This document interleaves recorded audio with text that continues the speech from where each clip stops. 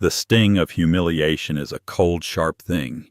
For Audrey Shelton, it felt like 1,000 tiny needles piercing her skin under the glittering chandeliers of the Grand Astoria ballroom. Her ex-husband Brendan stood just feet away, his arm wrapped possessively around his new younger wife, a woman who looked like she'd been sculpted from glass and gold. He was laughing that booming laugh she once thought was full of life, but now recognized as hollow and cruel. His eyes met hers and a smirk played on his lips. He was flaunting his victory. He had the money, the status, and the trophy wife. What did she have? An off-the-rack dress and a past he had systematically erased. She was a ghost at their feast, a forgotten chapter in the story he was so proudly writing. But in the shadows of that opulent ballroom, another story was about to begin, and a single unexpected gesture would soon bring every single person in that room to their feet. The invitation was an elegant blade of ivory cardstock, its embossed gold lettering glinting mockingly from her worn wooden coffee table. The annual Foundation for Architectural Excellence Gala. For a moment, Audrey thought it was a cruel joke. This was Brendan's world. He was a partner at a high-powered development firm, a man who built gleaming, soulless towers of steel and glass that won awards for their audacity, not their heart. Her world, by contrast, had shrunk to the four walls of her modest apartment, a space filled with dusty textbooks on organic architecture and blueprints for projects that would never be built. She had been an architect once, or at least she had been on the path to becoming one. In college, her professors had called her a prodigy. Her designs weren't just buildings, they were living, breathing spaces that integrated with their environment. She dreamt of creating structures that felt like they had grown from the earth itself. Then she met Brendan. He was charming, ambitious, and utterly captivating. He loved her passion, or so she thought. He called her his little visionary. After they married, the slow erosion began. "This is a tough field, Audrey," he'd say, draping an arm around her as she hunched over her drafting table late at night. "It's a boys' club. Why don't you focus on making our house a home? You have such a talent for it." When his career took off, her dreams became a secondary concern. "We need to entertain my clients," he'd insist. "I need you by my side looking beautiful. That's more important than some design competition right now." He'd called her architectural ambitions a cute hobby, a phrase that felt like a pat on the head to a child. She remembered the Ethelgard Prize for Visionary Design. It was the one time she had defied him. The competition was for a public library, a space for the community. She had poured her soul into it, working in secret while he slept. Her design was revolutionary. A building that harvested rainwater, used geothermal heating, and featured a living roof that changed with the seasons. It was a testament to everything she believed in. She submitted it under a pseudonym, A.V. Sterling, using her middle name Victoria and her mother's maiden name. Brendan found out. The fight had been epic. "You're embarrassing me," he'd shouted. "My wife entering a competition like some desperate student. What will my partners think?" A month later, when the results were announced online, he'd scanned the list of winners with a triumphant sneer. "See nothing. I told you it was a waste of time.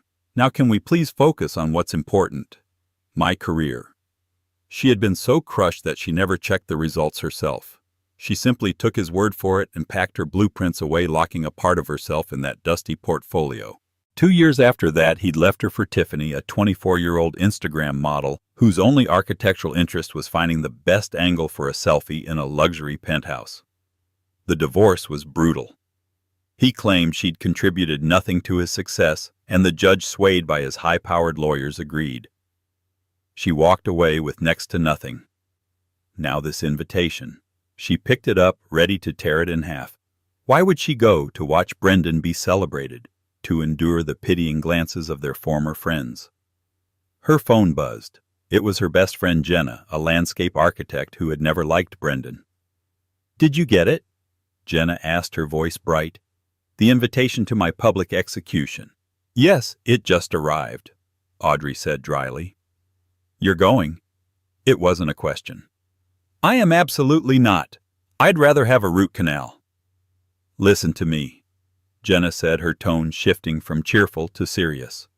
You've been hiding for a year. You've been letting him live rent-free in your head.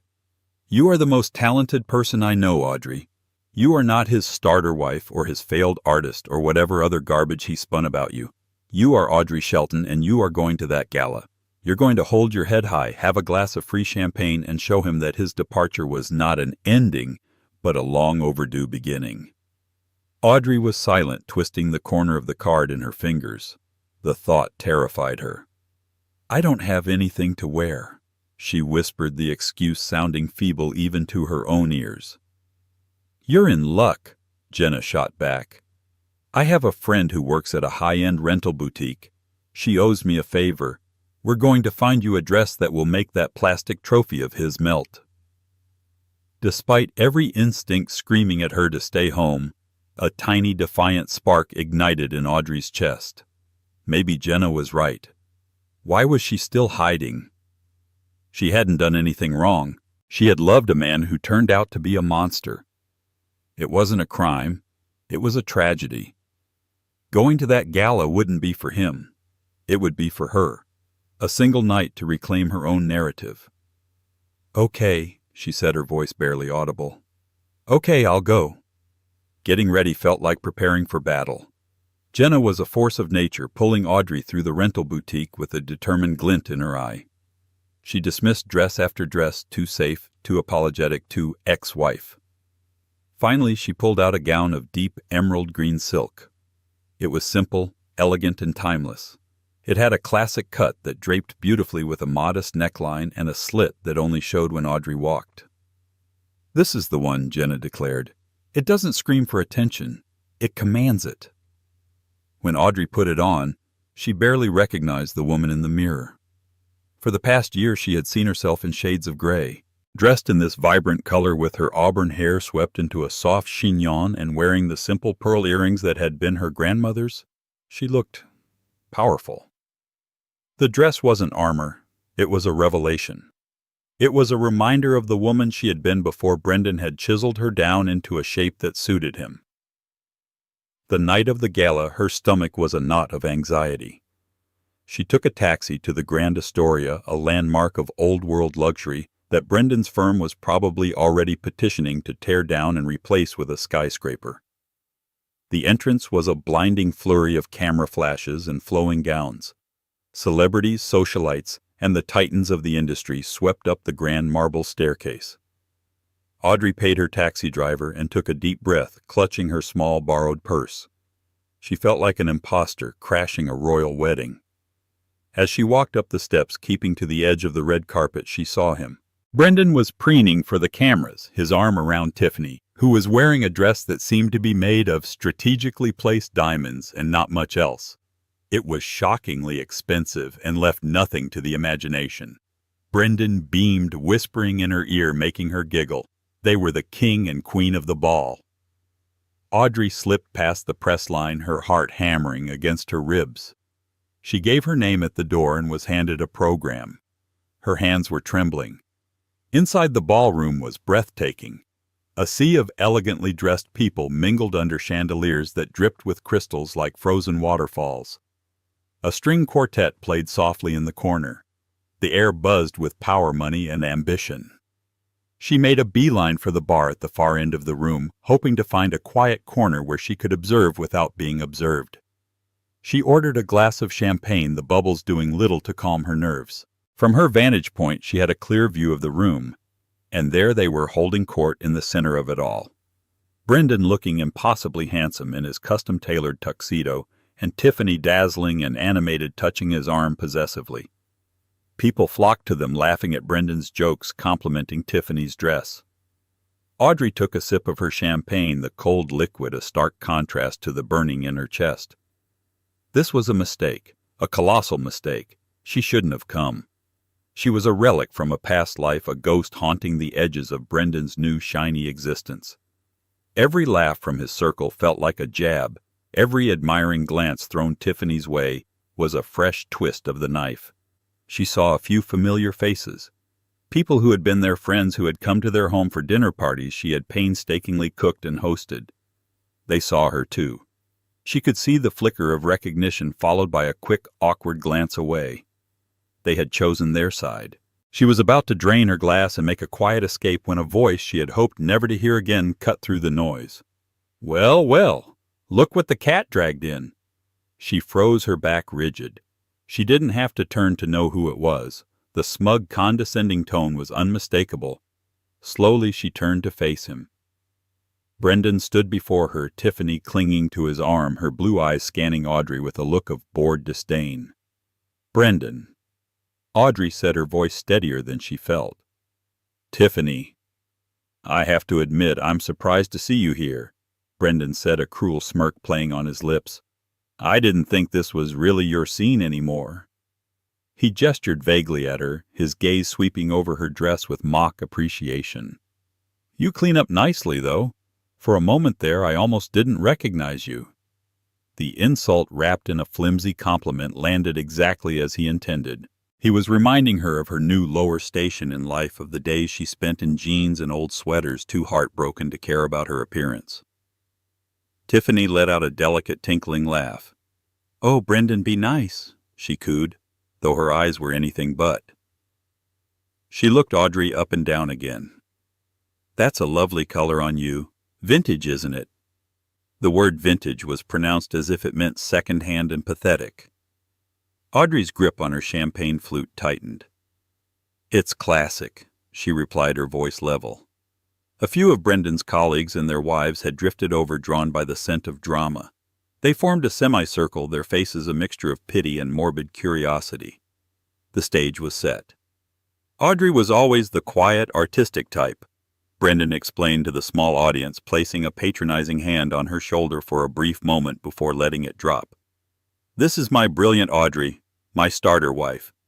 The term hung in the air, ugly and sharp. A few people gasped quietly. It was a brutal public dismissal of their 10 years together, reducing her to a practice round before the main event. Audrey felt the blood drain from her face. She could feel the eyes of everyone around them, their pity burning her skin. "She used to dabble in drawing," Tiffany added, chiming in perfectly. "Little sketches of buildings and things. It was so quaint. Brendan showed me some of them. He keeps them in a box in the attic, I think, like old children's drawings." That was the deepest cut of all. Her work her soul poured onto paper, dismissed as childish scribbles and relegated to a box in the attic of the house she had designed and decorated, the house he now shared with this woman. "I'm an architect," Audrey said, the words feeling foreign in her mouth. She hadn't said them with any conviction in years. Brendan chuckled, a deep, dismissive sound. "She was a student, a very promising one, of course," he said to the group as if Audrey wasn't even there. "But life happens. The real world is a bit more demanding than a university classroom. It takes a certain killer instinct. Not everyone has it." He was painting a picture of her as a fragile, delicate thing who couldn't handle the pressures of the real world, a dreamer he had to leave behind to achieve his own greatness. He was rewriting their history in real time, and she was being cast as the tragic, failed supporting character. She wanted to run. She wanted to throw her drink in his smug face. She wanted to scream at all of them for standing there watching her humiliation as if it were a spectator sport. But she did none of those things. She simply stood there frozen as her past was being publicly executed. The string quartet seemed to swell its cheerful music, a mocking soundtrack to her despair. She felt utterly, completely alone. Her plan to hold her head high was a laughable failure. All she had done was walk willingly into her own ambush. She opened her mouth to say something, anything, but no words came out. She just gave a tight, sad nod and turned to leave her dignity in tatters. She would not give them the satisfaction of seeing her cry, not here. But as she turned, a sudden profound hush fell over the garrulous ballroom. It wasn't a gradual quieting, it was an abrupt cessation of sound, as if a switch had been flipped. The music stopped mid-note. The chatter died. Every head in the vast gilded room turned in unison toward the grand entrance. Audrey, caught in the sudden silence, turned to her own escape, forgotten for a moment. What could possibly command the attention of a room so saturated with ego?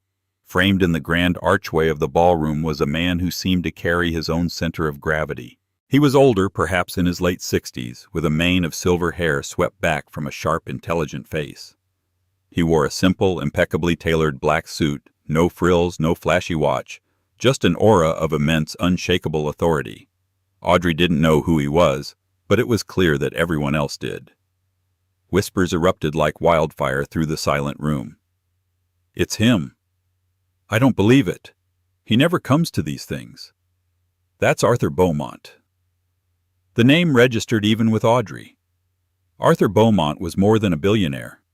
He was a legend, a titan of industry who had built his empire not on ruthless takeovers but on visionary innovation and ethical development. He didn't just construct buildings. He created landmarks that honored their environment and the people who used them. He was famously reclusive, a man who valued substance over spectacle and rarely made public appearances, preferring to let his world-changing work speak for itself. His presence here was the equivalent of a solar eclipse. Brendan's posture changed instantly. His shoulders straightened, his smug grin replaced by a look of intense, avaricious focus.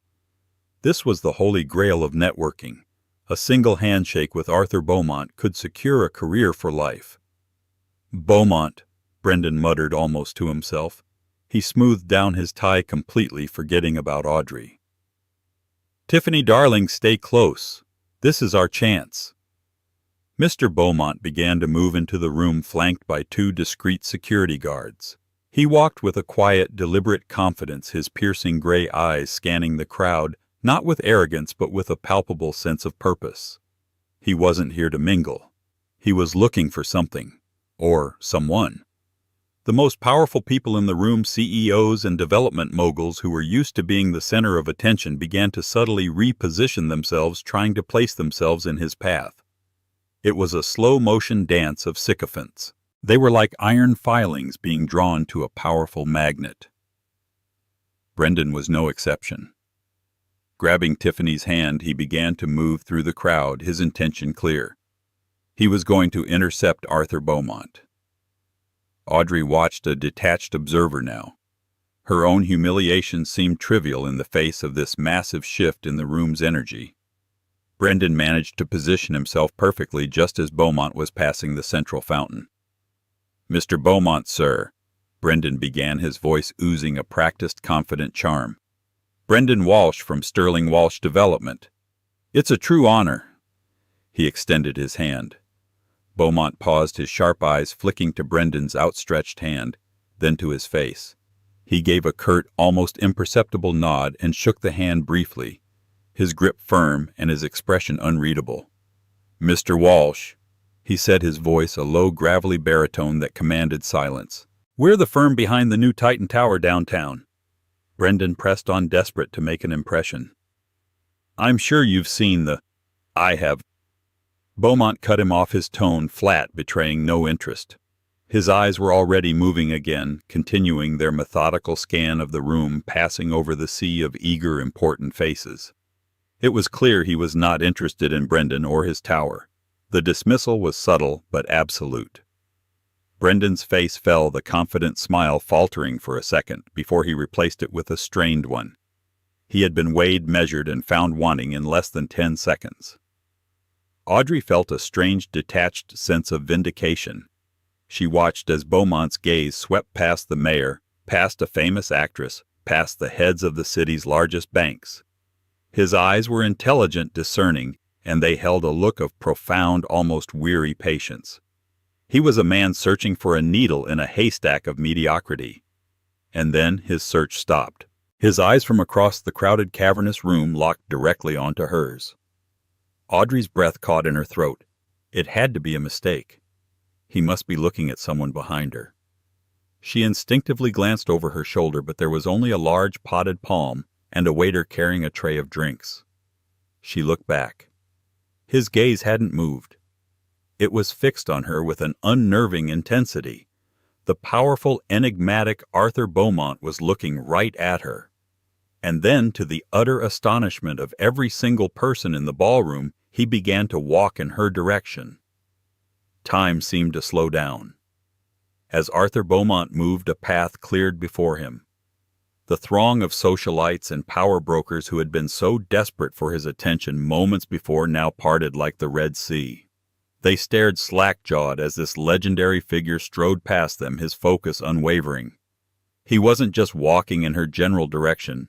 He was on a direct and unmistakable trajectory toward Audrey. Brendan and Tiffany stood frozen, their own failed attempt to capture his attention still stinging. They watched with baffled indignation. Why was he walking toward her, the pathetic ex-wife in the simple green dress? It didn't make any sense. It was a glitch in the social matrix of the evening. Audrey's mind raced. Did she know him? Had they met somewhere? She searched his face for any flicker of recognition but found none. He was a complete stranger. Maybe he had mistaken her for someone else. Yes, that had to be it.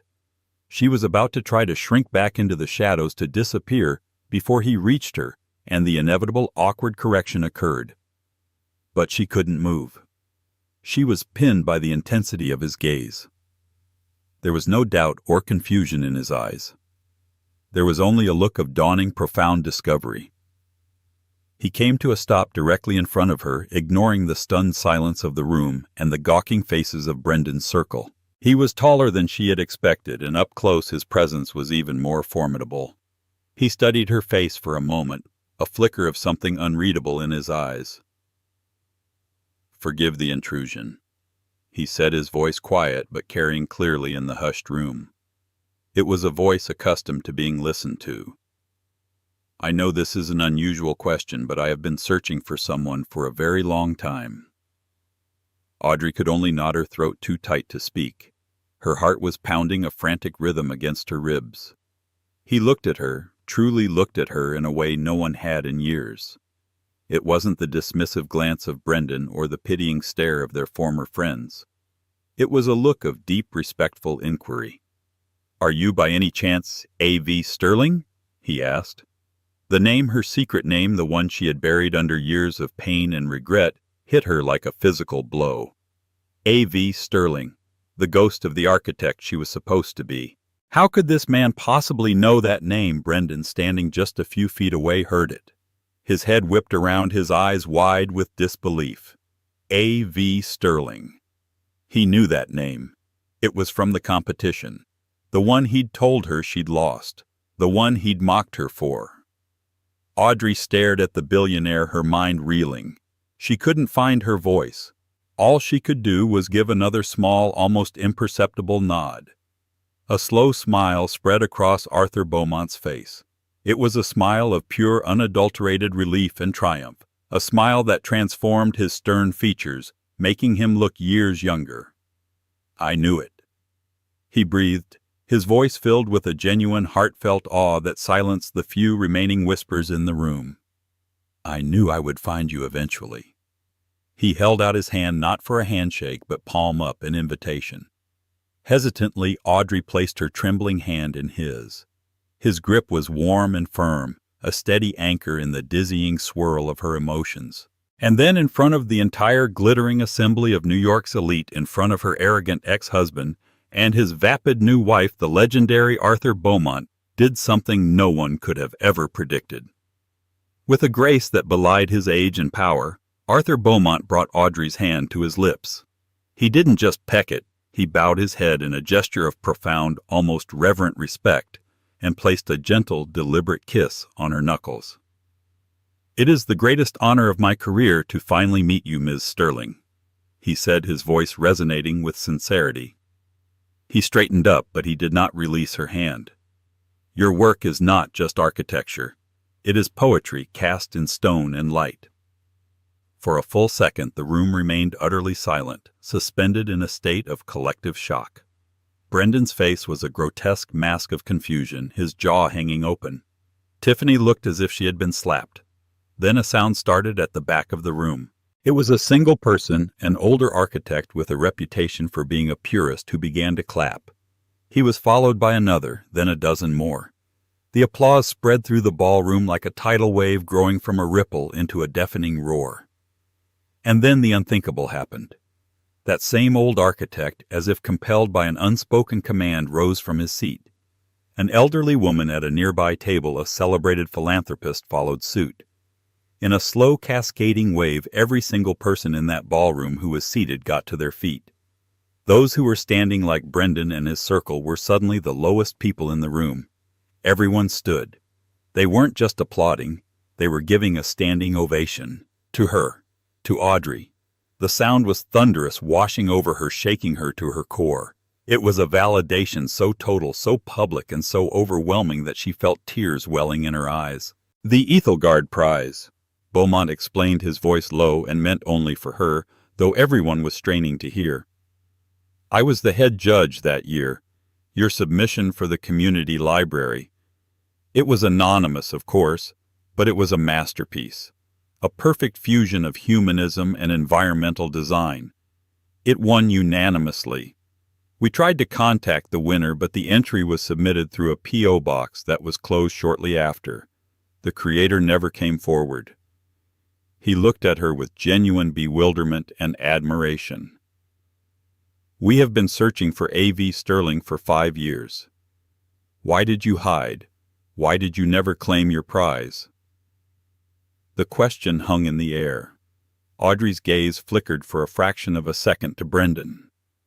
Her ex-husband, the man who had built his career on ego and steel, looked as though he had been turned to stone. His face was pale, his eyes wide with a dawning, sickening horror. He was replaying that moment in his mind, the moment he had scanned the list of winners online. But he hadn't been looking for winners. He'd only been looking for her name on the list of runners-up, the losers. He had never even considered the possibility that she could have won. He hadn't just lied to her. He had been so blinded by his own arrogance that he had missed the truth entirely. He had told her she'd lost, and in doing so, he had stolen her triumph, her career, her very identity. Audrey turned her attention back to Mr. Beaumont, the roar of the crowd finally beginning to subside. She found her voice, and when she spoke it was clear and strong, with no trace of the timid woman who had entered the gala an hour before. I was told that I didn't win, she said simply. Arthur Beaumont's perceptive eyes followed her brief glance toward Brendan. He understood instantly. A look of cold, quiet fury passed over his features. He gave Brendan a look of such withering contempt that it seemed to physically shrink him. Then he turned back to Audrey, his expression softening once more. Well, he said gently, squeezing her hand, a great injustice has been done, an injustice I intend to personally correct, starting tonight. Ignoring Brendan and the stunned crowd completely, Arthur Beaumont offered Audrey his arm. Would you accompany me, Ms. Sterling? I believe we have 5 years of conversation to catch up on, and I have a business proposal for you that simply cannot wait. As if in a dream, Audrey placed her hand on his arm. He led her away from the center of the room, away from the wreckage of her past, and toward a quiet private alcove near the terrace. The crowd parted for them once more, but this time the onlookers' faces were filled with awe and admiration. As they walked, reporters who had been covering the gala's red carpet swarmed in, their cameras flashing, microphones extended. Mr. Beaumont, who is this woman? Is this the mysterious A.V. Sterling? What project are you discussing? Beaumont's security team materialized, forming a polite but impassable barrier. Mr. Beaumont will be releasing a statement in the morning, one of them said calmly. For now, please respect his privacy. Audrey caught a final glimpse of Brendan over her shoulder. He was standing alone, Tiffany having taken a subconscious step away from him, as if he were suddenly radioactive. His face was ashen. He wasn't just embarrassed. He was ruined. In a world built on reputation and perception, he had just been publicly exposed not just as a cruel husband, but as a fool of monumental proportions. He had thrown away a diamond, and the entire world had just watched another man pick it up. The friends who had been fawning over him minutes earlier were now avoiding his gaze, whispering amongst themselves. His social currency had evaporated in an instant. Once they reached the quiet alcove, Beaumont gestured for Audrey to sit at a small, secluded table. A waiter appeared as if from nowhere, placing 2 glasses of sparkling water before them. First things first, Beaumont said, his tone all business, though his eyes were kind. The prize for the Ethelgard. It was $250,000. It's been held in a trust for you for the past 5 years, accumulating interest. It's now worth well over $300,000. My legal team will arrange the transfer tomorrow. Audrey stared at him speechless. That was life-changing money. It was freedom. It was a new start. But that's the least of it, he continued, leaning forward, his voice filled with passion. Audrey, may I call you Audrey? Your design for that library was more than just a winning entry. It was a philosophy. It was the future. For years, my foundation has been looking for a flagship project, a centerpiece for our new philanthropic campus, focused on literacy and sustainable community development. I want to build your library, full scale, exactly as you designed it, with an unlimited budget. Tears streamed down Audrey's face now, but they were not tears of sadness or humiliation. They were tears of overwhelming cathartic release. Every dream she had been forced to bury, every ounce of talent she had been told was worthless, was now being resurrected in the most spectacular way imaginable. There's more, he said, his expression serious. I didn't just build a company, Audrey. I built a team of the best minds in the world. But we have a void. We have brilliant engineers and financiers, but we lack a soul, a guiding architectural vision. I am formally offering you the position of Chief Creative Officer of Beaumont Enterprises. You would have oversight on all our global projects, a blank check to form your own design division, and the freedom to pursue the kind of work you were born to do. He wasn't offering her a job. He was offering her a kingdom. The world he had just invited her into was not Brendan's world of flashy towers and shallow victories. It was a world where her ideas, her vision, and her heart would be the most valuable assets. She looked across the ballroom, now a distant, glittering landscape. Brendan and Tiffany were nowhere to be seen. They had fled their own party in disgrace. Her past had not just been faced, it had been vanquished. The days that followed were a whirlwind. The story of the gala was everywhere. The lost genius billionaire Arthur Beaumont finds mystery architect A.V. Sterling was the headline on the cover of every major architectural journal and society magazine. Her name, both of them, was on the lips of everyone in the industry. Her photo, a candid shot of her looking radiant as she spoke with Beaumont, was splashed across the internet.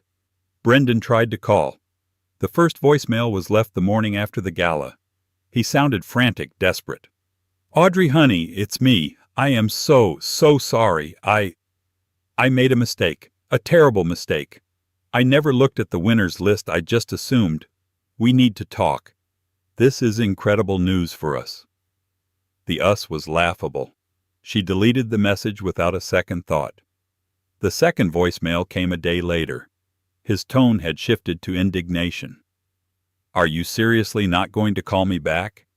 After everything I did for you, I supported you for years. I pushed you to be better. You wouldn't have even had the confidence to enter that competition without me. I'm entitled to a part of this, Audrey. My lawyers will be in touch. She deleted that one too and then blocked his number. He was a ghost now, a pathetic echo she no longer had to listen to. Her life, meanwhile, had transformed. Beaumont had sent a car to pick her up on Monday morning, a sleek, quiet electric vehicle that glided through the city traffic.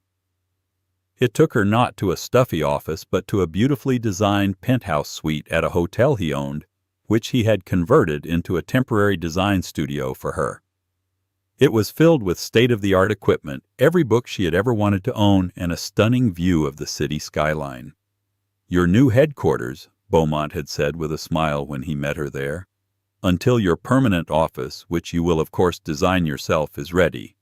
For the first time in years, Audrey felt the pure, unadulterated joy of creation. She worked tirelessly, not because she had to, but because she wanted to. The ideas that had been dormant for so long came flooding back. She sketched, she drafted, she built models. She met with Beaumont's team of engineers and project managers, sharp, brilliant people who listened to her with a deference and respect that was intoxicating. They didn't see a starter wife or a hobbyist. They saw their new boss a visionary. A week after the gala, Arthur Beaumont took her to see the proposed site for the library. It was a sprawling, neglected plot of land overlooking the river, a forgotten corner of the city. As they stood on a small hill, the wind whipping her hair, he unrolled a preliminary site plan. "This is where your vision will take root," he said, his voice filled with a quiet satisfaction. Audrey looked out at the city, at the forest of skyscrapers that pierced the clouds. Among them was the Titan Tower, Brendan's proudest achievement. From this distance it looked small, insignificant. Just another glass box in a city of glass boxes. It had no soul. Her library, she thought, would be different. It wouldn't scrape the sky. It would embrace the earth. It would be a place of quiet refuge and loud discovery, a building that served the people, not the ego of its creator. Beaumont was watching her, his expression warm. "Brendan Walsh built things," he said, as if reading her mind. "You, Audrey, create them. There is a profound difference." In that moment, Audrey finally understood. The humiliation she had felt at the gala wasn't the end of her story. It was the pressure that had finally cracked open the shell she had been hiding in. Brendan hadn't erased her past. He had merely been an obstacle in her path. A path that had, against all odds, led her right here. Standing on the foundation of her future blueprints for a new life clutched firmly in her hand, she was no longer A.V. Sterling, the hidden genius, or Audrey Shelton, the broken ex-wife. She was simply Audrey. And she was finally gloriously home. 6 months passed, and the seasons turned.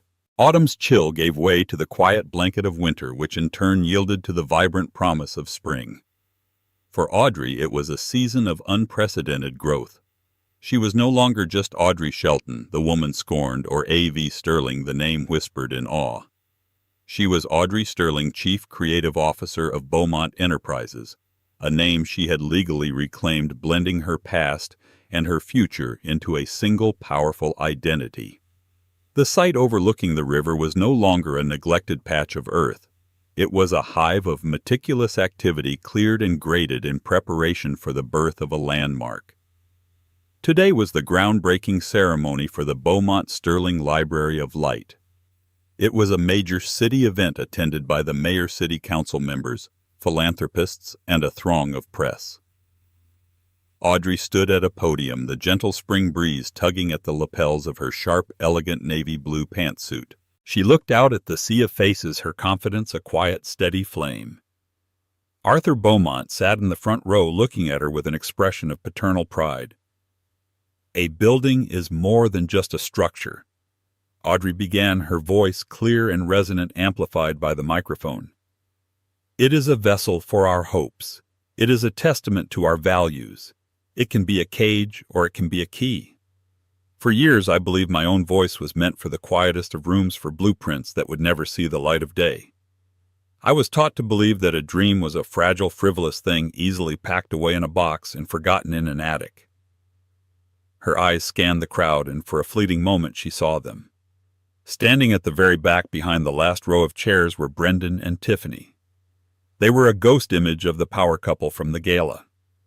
Brendan's custom suit was gone, replaced by one that looked ill-fitting and slightly rumpled. His face was gaunt, his posture hunched with a bitter resentment. The press had been merciless after the gala, and clients had fled Sterling Walsh Development in droves. His empire was crumbling. Tiffany stood beside him, her expression a cocktail of boredom and fury. She was tapping impatiently on her phone, her glamorous dress looking garish and out of place against the backdrop of construction equipment. Audrey didn't falter. Seeing him didn't trigger a pang of hurt or a spike of anger. It triggered nothing at all. He was just a man in the crowd. But a dream, a true one, is not so easily discarded. She continued, her voice gaining strength. It is resilient. It can lie dormant, waiting for a single ray of light. This library is that light. It will be a place where no voice is too quiet, no dream too fragile. It will be a key, not a cage, for every single person who walks through its doors. She finished her speech to thunderous applause. After the ceremonial shovels had turned the earth, she was engulfed by well-wishers. As Arthur Beaumont was congratulating her, a commotion started at the edge of the crowd. "Let me through. I need to speak to her. I have a right to be here." It was Brendan. He pushed his way through the reporters, his face red and blotchy, a desperate, wild look in his eyes. Tiffany trailed reluctantly behind him, her face a mask of mortification. He broke through the circle of people and stopped in front of Audrey. "Audrey, this is incredible," he said, his voice a strained attempt at the old charming tone. "Our dream finally coming true." The audacity of the statement left a pocket of silence around them. The reporters' cameras and microphones were instantly trained on the unfolding drama. "I don't believe we have any shared dreams, Brendan," Audrey replied, her voice calm and cold as ice. "Don't be like that," he pleaded, his voice cracking. "I was your mentor. I paid for your education. I supported your hobby for years. I made you who you are. This library. It was born in my house. I deserve to be a part of this. It's only fair." Audrey looked at him, truly looked at him, and saw him for the hollow, pathetic man he was. The fear was gone. The pain was gone. All that was left was a profound sense of clarity. "You're right, Brendan," she said, and he blinked, surprised. "You did play a part in who I am today. You built the cage, and for that I am almost grateful. Because there is no feeling more liberating than the moment you realize you have the strength to break the bars yourself." She leaned in slightly. "You didn't make me. You nearly erased me. The difference is I survived you. I doubt very much you'll be able to survive yourself." Brendan recoiled as if she had struck him. He opened his mouth to retaliate, but before he could, another voice cut in. "He's a parasite." All heads turned to Tiffany. She had stepped forward, her expression one of calculated disdain. She looked directly at a reporter with a camera. "I'm leaving him," she announced, her voice loud and clear for everyone to hear. "I had no idea he was the kind of man who would try to steal his own wife's accomplishments. He lied to me just like he lied to her. I can't be associated with a failure and a thief." With that, she turned on her heel, her Louboutins sinking slightly in the soft dirt, and stalked away toward the street, presumably to call a taxi and leave Brendan in the rubble of the life he himself had destroyed. Brendan stood frozen, his face a canvas of utter devastation. Humiliated at the gala, exposed at the groundbreaking, and now publicly abandoned by his trophy wife. It was a complete and total annihilation. Security guards moved in discreetly and escorted a stunned, silent Brendan away from the ceremony. Audrey watched him go, feeling not a shred of victory, only the quiet peace of a long overdue ending. Arthur Beaumont placed a gentle hand on her shoulder. "Some people build towers of glass," he said softly. "And some people, Audrey, build legacies of light. Let's go check on yours." She turned away from the ghost of her past and looked toward the future, the churned earth, the waiting machinery, and the empty space where her dream, stronger and more resilient than ever, would finally rise. 2 years later, the Beaumont Sterling Library of Light was no longer a blueprint or a construction site. It was a reality, a living poem of glass, wood, and stone nestled by the river. It didn't dominate the skyline like Brendan's aggressive towers. It conversed with it. The building rose in gentle sweeping curves, its living roof a lush tapestry of native grasses and wildflowers that changed with the seasons. Sunlight streamed through vast, strategically placed windows, illuminating the warm wood of the interior and creating shifting patterns of light and shadow on the thousands of books lining the shelves. It was exactly as Audrey had dreamed it, but infinitely more real. Audrey walked through the main atrium, the scent of fresh wood and old paper filling the air. Her heels clicked softly on the polished concrete floors. She was no longer the hesitant woman in a borrowed dress. Today she wore a tailored, cream-colored suit, her auburn hair cut in a chic professional style. Her presence filled the space with a quiet authority that was born not of ego, but of deep, earned confidence. Her days were filled with meetings, design reviews for Beaumont projects across the globe, and mentoring young architects she had brought onto her team.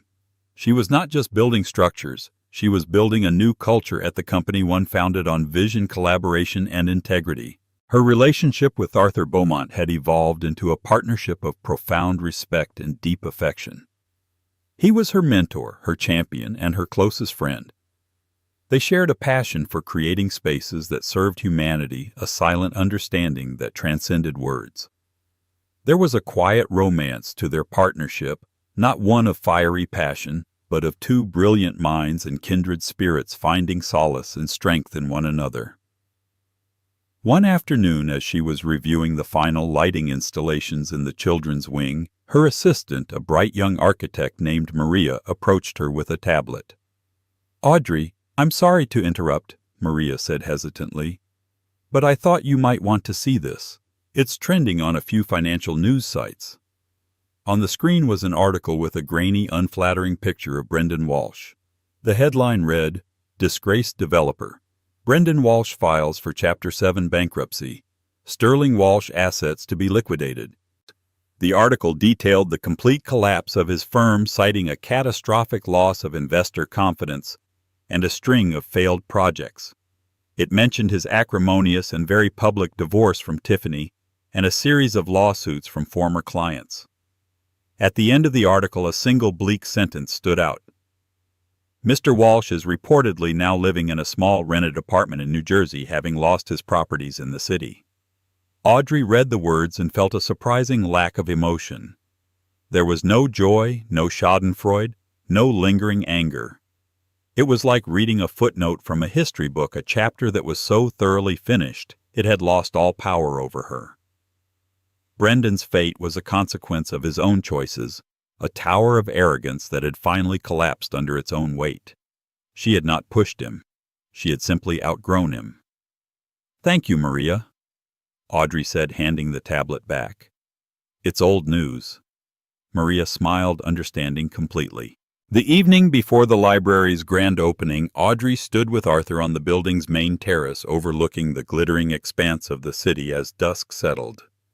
The lights of the skyscrapers began to twinkle, including the distant, anonymous gleam of Titan Tower. "It's magnificent, Audrey," Arthur said, his voice filled with genuine awe. "It's more than I ever imagined." "It's everything I ever imagined," she replied softly, a contented smile on her face. "It's a place for second chances." "You are a testament to that," he said, turning to her. In his eyes she saw not just the billionaire titan of industry, but the man who had looked across a crowded room and seen her when she was invisible to everyone else, including herself. "You didn't need me to save you, Audrey," he said, as if sensing her thoughts. "You only needed someone to get out of your way." He reached out and took her hand, his touch warm and familiar. It was not the gesture of a man claiming a prize, but of an equal honoring his partner. In the quiet of the twilight, with the city lights blazing before them and the monumental achievement of her dream standing solid around them, Audrey felt the last ghost of her past finally fade into nothing. She wasn't an ex-wife, a hidden genius, or a project. She was the architect of her own life, and from this vantage point the future she was building looked infinite. What a story of triumph and karmic justice! Audrey's journey reminds us that our true worth is never defined by those who try to diminish us. For years she allowed her brilliance to be buried under someone else's ambition and cruelty, but talent, like a powerful river, will always find its way to the sea. The moment Arthur Beaumont kissed her hand wasn't just a shock to her ex-husband. It was a validation for anyone who has ever been made to feel small, overlooked, or forgotten. It proves that the world is full of people who can't see the value in front of them. But it is also full of those who spend their lives searching for true, authentic brilliance. Her victory wasn't just in her newfound fame and fortune, but in reclaiming the identity she had sacrificed for a love that was never real. She didn't need a billionaire to save her. She just needed someone to hold up a mirror and show her the powerful creator she had been all along. Thank you for listening to this incredible story. If you were moved by Audrey's journey, please give this video a thumbs up. Don't forget to share it with someone who might need a reminder of their own hidden strength. And for more stories of justice and empowerment, make sure you hit that subscribe button and turn on notifications. We'll see you in the next video.